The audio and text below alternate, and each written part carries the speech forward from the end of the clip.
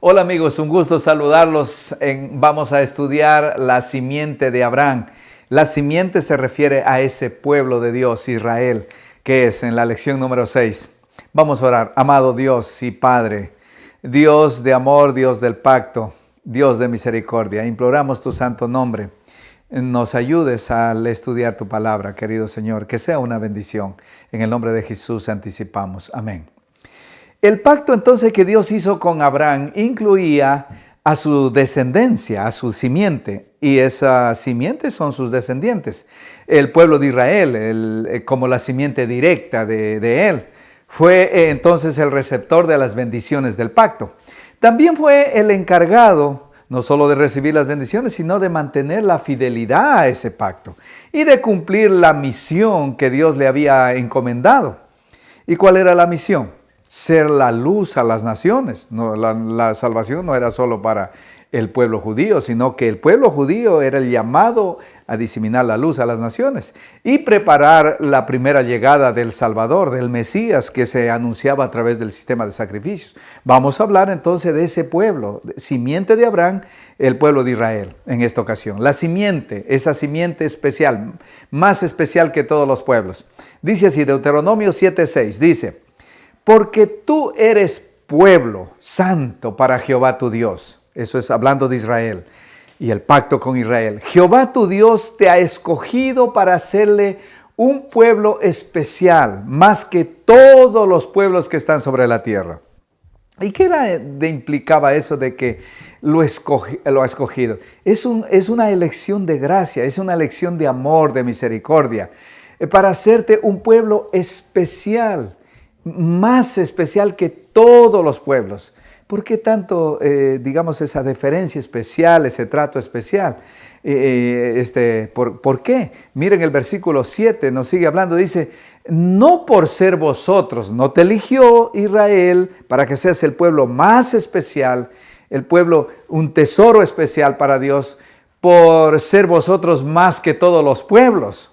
Os ha querido Jehová y os ha escogido. Ha querido, amado Jehová y os ha escogido. No por ser mejor que los otros, pues vosotros erais más insignificantes de todos los pueblos. De hecho, los babilonios, de hecho, los egipcios, los hititas, esas civilizaciones eran mucho más, adelantados, mucho más poderosas, mucho más sofisticadas que el pueblo de Israel. Por eso cuando le dice, si eras más insignificante, le está diciendo simplemente la realidad como era. Es que Dios no elige como elige el ser humano. Nosotros elegimos lo que a nuestro parecer, a nuestra vista, a nuestro pensar es lo mejor. Pero Dios elige diferente. Dios, como dice, no mira la apariencia, mira el corazón, mira otras características. No elige como el hombre. Versículo 8, sigue hablando de eso, de esa elección, de Deuteronomio 7:8, dice: si no te eligió porque seas, lo mejor, sino por cuanto Jehová os amó. Es una elección de amor, de gracia. Y quiso guardar el juramento que juró a vuestros padres. Os ha sacado Jehová con mano poderosa, porque quiso, dice, guardar el pacto. Porque se hizo con juramento a vuestros padres. ¿Quién? Abraham, etc.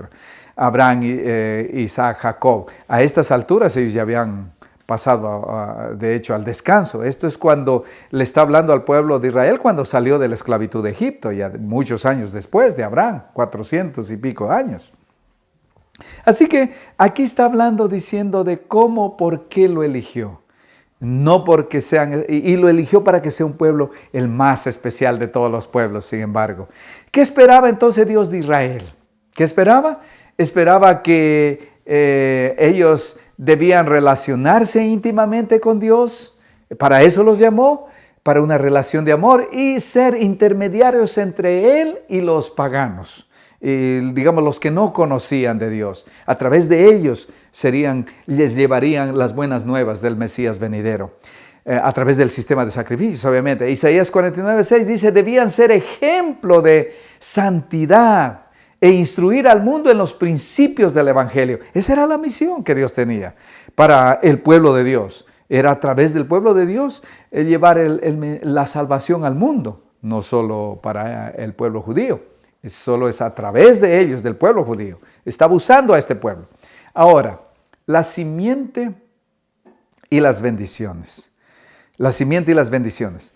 Tenemos que cuando Dios hacía un pacto, en ese pacto incluía bendiciones y entonces, ¿cuáles eran las bendiciones del pacto? Se llama de hecho. Las bendiciones del pacto, en primer lugar, una de las grandes bendiciones del pacto era que le iba a dar la tierra prometida, la tierra de Palestina, la tierra de Canaán, como se llamaba. Génesis 35:12 dice, la tierra que he dado a Abraham, aquí es una conversación con Jacob, descendiente de Abraham, muchas generaciones después, le dice, la tierra que he dado a Abraham, tu abuelo, y a Isaac, le daré a ti, la daré a ti. La tierra que le he dado a Abraham, a Isaac, la daré a ti, a Jacob.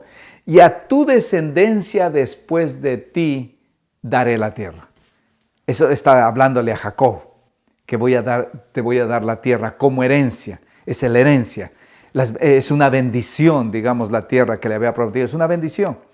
Ahora, Levíticos 26, 3 al 4 empieza a describir esas bendiciones, las bendiciones del pacto, porque incluye bendiciones. Ese pacto que hizo donde le dijo, te bendeciré y tú serás bendición.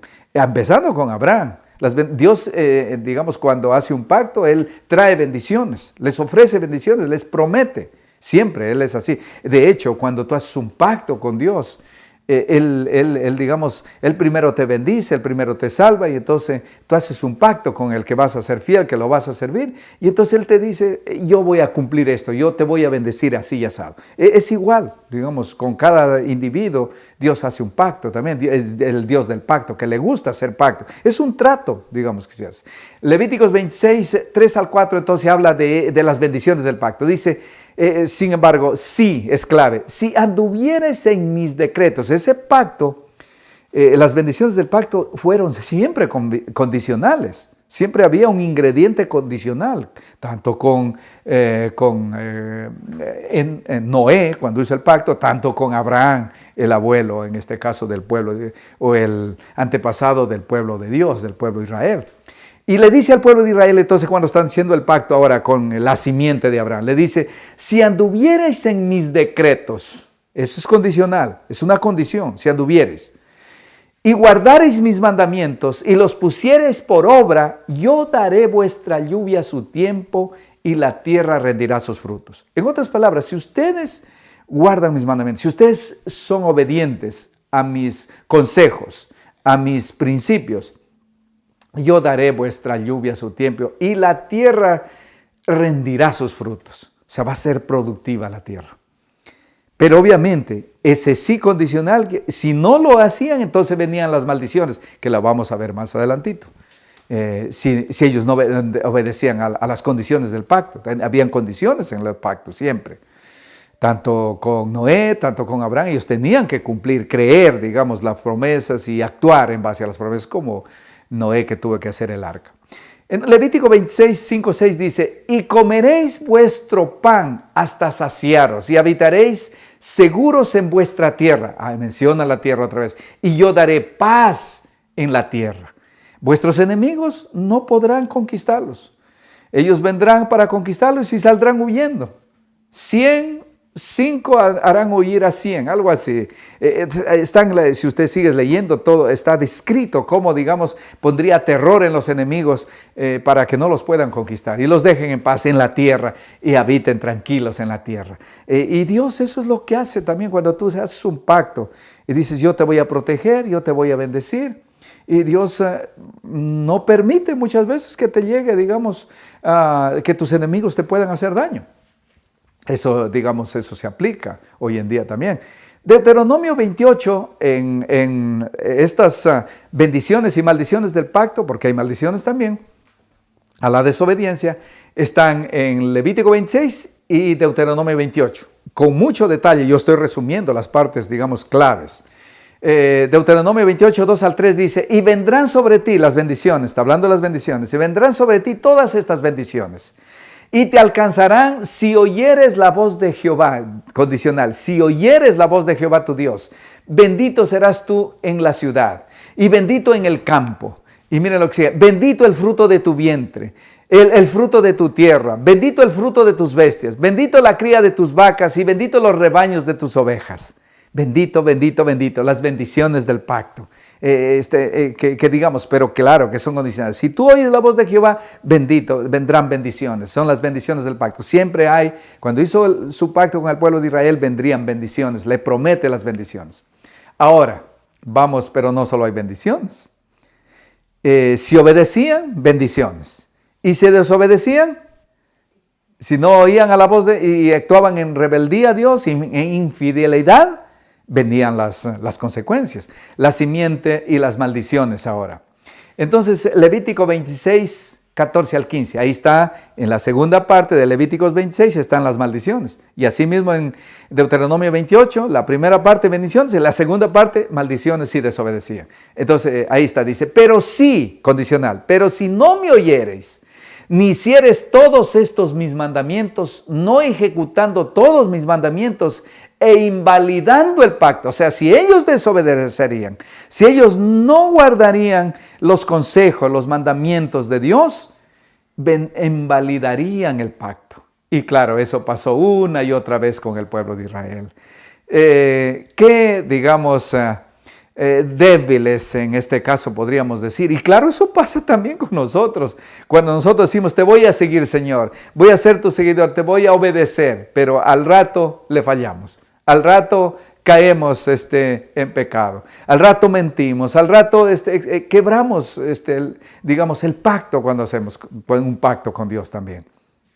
Invalidando el pacto cuando venía la desobediencia. Si no me oyeres, entonces ¿qué pasaría? Viene el versículo 33 de 26, de Levítico 26, dice, y a vosotros sigue diciendo muchas cosas que pasarían, pero estoy resumiendo, como les digo, y a vosotros os esparciré entre las naciones, o sea, vendrán, los conquistarán, irán cautivos a las naciones, esparciré entre las naciones y desenvainaré espada. Sus enemigos vendrán con espadas en pos de vosotros. Y vuestra tierra estará asolada. Que digamos los llevan cautivos, la tierra estará desolada. ¿Qué significa? Destruida. Muchas veces quemaban su ciudad de Jerusalén e iban en cautiverio. Los llevaban como esclavos. Y así que dice, y desiertas vuestras ciudades, desoladas. La tierra que sería una bendición, que vivirían en paz, que les produciría frutos, cuando venían y los conquistaban, barrían con todos los productos, la producción de la tierra, y entonces otros, esas eran las maldiciones del pacto, que otros comerían lo que ellos sembrarían. Pero si ellos obedecían, comerían lo que ellos sembraban, etc. Vivirían en paz. Esas eran las bendiciones, pero aquí está hablando de las maldiciones si ellos desobedecían. Si ellos invalidaban el pacto, desobedeciendo, se invalida el pacto por la desobediencia. Ahora, Deuteronomio 28, 16 al 18 están esas maldiciones. Está más claro, digamos, está como más específico. Dice, maldito serás, si desobedeces, maldito serás en tu ciudad y maldito en el campo, maldita tu canasta, maldito el fruto de tu vientre, maldito el fruto de tu tierra, maldito la cría de tus vacas, maldito los rebaños de tus ovejas. Son las maldiciones del pacto. ¿Y qué son las maldiciones del pacto? Son las consecuencias de la desobediencia. Hoy en día, el cristiano que hace un pacto, que dice, te voy a seguir, Señor, te voy a ser fiel a ti, te voy a servir a ti, cuando le desobedece a Dios, ¿qué es lo que cosecha? También cosecha, las consecuencias de la desobediencia. ¿Qué pasa cuando nosotros le desobedecemos a Dios? A veces nuestro hogar viene el divorcio, a veces viene la desobediencia de los hijos, a veces viene la rebeldía de los hijos. Cuando nosotros, desobedecemos y somos infieles al pacto, vienen consecuencias, se llaman consecuencias. Cosechamos, lo que sembramos. De la desobediencia vienen las consecuencias. Eso es lo que es, las maldiciones, las consecuencias. ¿Y para qué hacían? Si ustedes leen con cuidado, las maldiciones dice, y yo voy a mandar esto y esto y esto, dice. La espada vendrá a ti, la lluvia no vendrá y tu tierra no producirá. Pero dice, y si aún siguieres en rebeldía, vendrán 7 veces más otras cosas, maldiciones del pacto. Esas, en otras palabras, cuando tú lees con cuidado Levíticos 26, Deuteronomio 28, donde están las bendiciones y maldiciones del pacto, ahí describe de que las maldiciones, la intención de Dios era despertarlos y que digamos, que dejen de ir en la misma dirección que estaban yendo.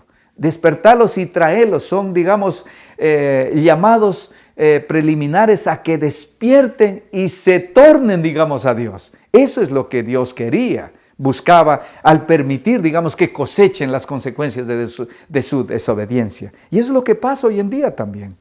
El Señor a veces permite, cuando nosotros andamos en desobediencia, a veces permite que la desgracia nos toque para despertarnos y que lo busquemos entonces de todo corazón. Eso, digamos, el Dios es un Dios de pacto y a veces permite, digamos, que nos toque para despertarnos y traernos a fidelidad otra vez a Él. Jeremías 3:20 dice, pero como la esposa infiel, está hablando de Israel, cómo invalidó el pacto una y otra vez. ¿Y cuál era el principal problema en que caían? La idolatría. De hecho, así empieza Levíticos 26 y Deuteronomio 28. Empieza hablando, digamos, de la infidelidad. Empieza hablando, si ustedes fueran a los ídolos, si ustedes ¿cómo se llama? Violarían el sábado.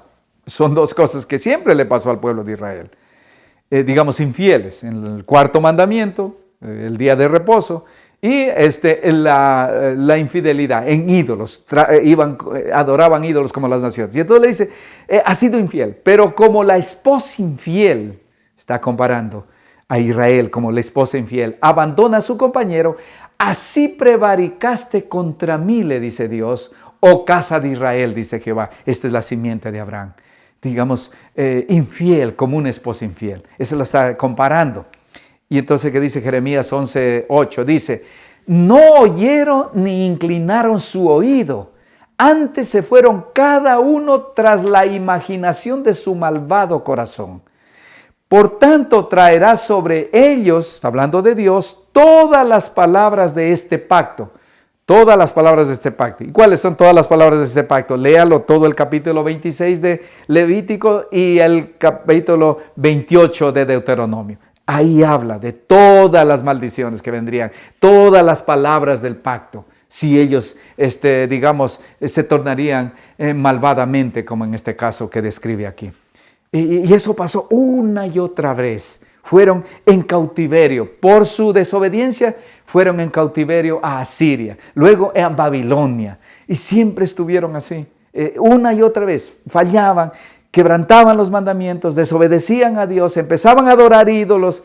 Y entonces Dios permitía que las naciones vengan y los conquisten. Y ellos iban. Y estando en cautiverio se arrepentían. Y entonces Dios otra vez los traía de regreso a la tierra de Palestina.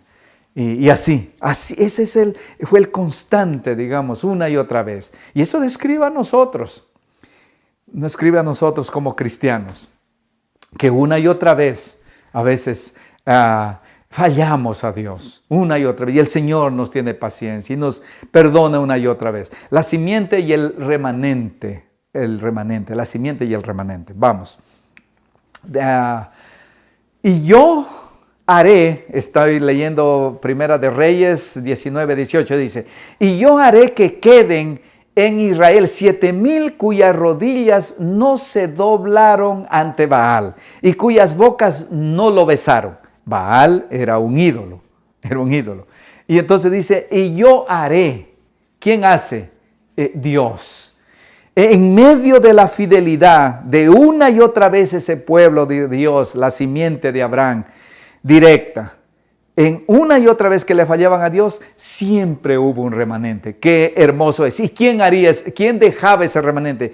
¿Quién lograba ese remanente? Dice Dios, está hablando aquí. Yo haré que queden. Esa palabra queden es sha'ar. Y esa palabra sha'ar, de ahí se traduce remanente, que aquí le traduce queden.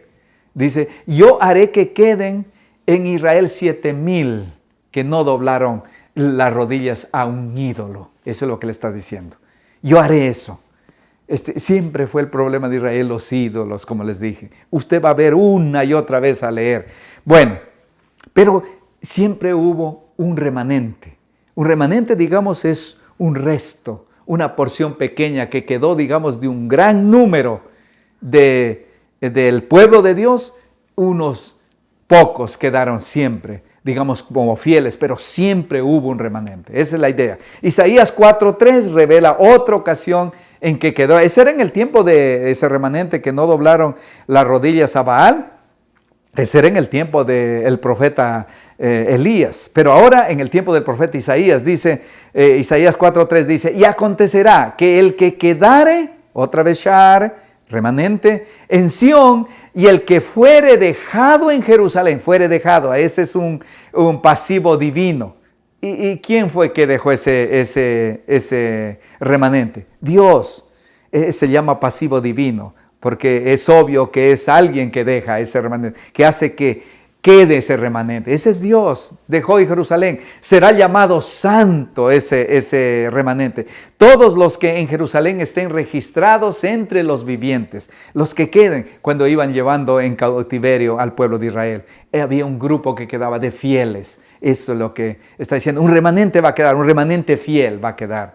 Pocos a veces, pero un remanente. En el tiempo de Noé, ¿cuántos? 8 apenas. Pero quedó un remanente también, con el cual Dios seguía. Sofonías 3:12 es otra ocasión que describe el remanente. Dice, y dejaré, otra vez Shar, en medio de ti un pueblo humilde y pobre, pero fiel, el cual confiará en el nombre de Jehová. Ese un pueblo humilde, dejaré, dice. ¿Y quién deja eso otra vez? Es Dios el que logra. Es Dios el que logra mantener a unos fieles aún. Es Dios siempre, la obra de la salvación, por eso siempre es Dios. Si no fuera por el Señor, si no fuera por Dios, por Jesús, todos se contaminarían y no quedaría nada. Todos se echarían a perder, todo se corrompería. Pero Dios siempre se guarda un remanente. Eso es lo que siempre hay esperanza. No importa cuán infiel esté el mundo. No importa cuán infiel llegue a ser el pueblo de Dios. Porque este es el pueblo de Dios.